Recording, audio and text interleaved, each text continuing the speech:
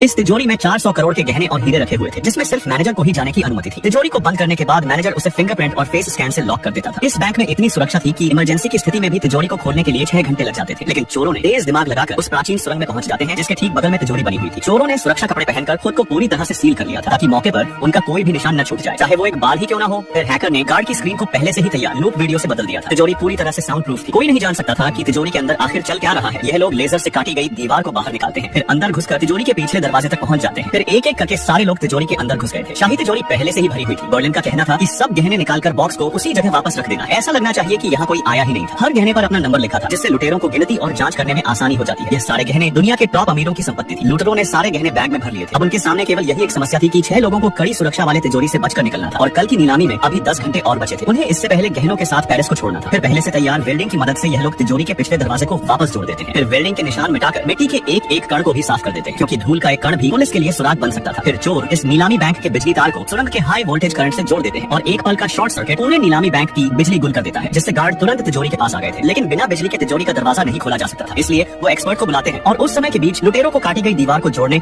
और निशान मिटाने का समय मिल जाता है, ताकि जाने से पहले सब कुछ वैसा ही दिखे जैसे खोदने से पहले था। कोई नहीं जान पाएगा कि लुटेरे कभी यहाँ पर आए भी थे। सारे इस्तेमाल किए गए औजारों को भी इस सुरंग की जमीन में दफना दिया जाता है। फिर लुटेरे होटल लौटकर सब अपने रहने के निशान भी मिटा देते हैं, और टीम का एक आदमी गहनों को छोटा करके छोटे छोटे बैग्स में पैक करता है, और उन बैग्स को मछली के डिब्बे में डालकर फिर से उसे सील कर देता है, ताकि किसी को जरा सा भी शक न हो। सारे सुराग मिटाने के बाद बर्लिन पुलिस को भटकाने के लिए कुछ झूठे सुराग तैयार कर लेता है। वो एक नेकलेस लेकर शहर के बाहर एक बंगलो में आता है और झूठे सुराग बना लेता है। फिर अगले दिन जब तिजोरी खोली गई तो पूरे शहर में अलार्म बज उठा था। तिजोरी पूरी खाली थी। कड़ी जांच के बाद पुलिस को मैनेजर के कमरे से गहनों की संपत्ति मिलती है, जिससे पुलिस ने मैनेजर को ही चोरी के लिए गिरफ्तार कर लिया था। दरअसल बर्लिन ने ही नकली सुराग से मैनेजर को फंसाया था। फिर लुटेरे पर्यटक बनकर अलग अलग अनजान बस से पेरिस को छोड़कर जा रहे थे, लेकिन लुटेरों को पता नहीं था कि मामला इतनी जल्दी शांत नहीं होने वाला है, क्योंकि 34 गहनों के मालिकों ने मिलकर दुनिया की सबसे टॉप जासूस को जांच करने के लिए बुला लिया था, जिससे बचना नामुमकिन था।